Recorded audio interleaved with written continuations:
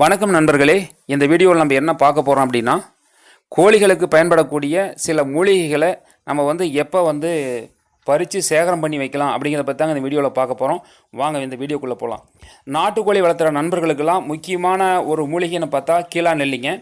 கீழா நெல்லி, அடுத்தது குப்பைமேனி. கீழா நெல்லி பார்த்திங்க அப்படின்னா அந்த வெள்ளை கழிச்சல் நோயை முற்றிலுமாக குணப்படுத்தக்கூடிய ஒரு மூலிகை. குப்பைமேனி பார்த்திங்கன்னா சளியை குணப்படுத்தக்கூடிய மூலிகை. இந்த மூலிகை பார்த்திங்கன்னா வருஷம் பூரா கிடைக்காதுங்க. மழை காலங்களில் மட்டும்தான் அதிகமாக கிடைக்கும். வறட்சியான பிரதேசங்களில் மழை காலத்தில் மழை பெஞ்சுதுன்னா உடனே முளைச்சிக்கும். தண்ணி இருக்கிற ஏரியாவில் பிரச்சனை கிடையாதுங்க, எப்போவுமே கூட முளைக்கும். அதனால் வறட்சியான ஏரியாவில் இருக்கிற நண்பர்கள்லாம் கோழி நீங்கள் நிறையா வளர்த்துனீங்க அப்படின்னா கீழா நெல்லி பாருங்கள். இந்த கீழா நெல்லி உங்களுக்கு தெரியும்னு நினைக்கிறேன். தெரியல, அந்த மாதிரி தான் இருக்குது. நீங்கள் பார்த்துக்குங்க. கீழே காய் இருக்கும், அதாவது அந்த இலைக்கு கீழே காய் இந்த மாதிரி இருக்கும், நெல்லிக்காய் மாதிரி. அடுத்தது குப்பைமேனிங்க. நான் அந்த வீடியோவிலே நம்ம குப்பைமேனி பார்க்குறோம். அதை நீங்கள் பறித்து பொடி பண்ணி வச்சுக்கோங்க.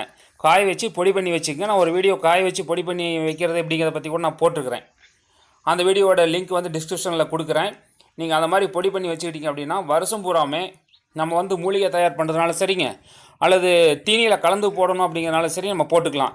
இந்த மழை காலத்தில் நீங்கள் எச்சரிக்கையாக இந்த மாதிரி மூலிகைகளை நீங்கள் சேகரித்து வச்சுக்கோங்க. அதுக்காக தாங்க இந்த வீடியோ.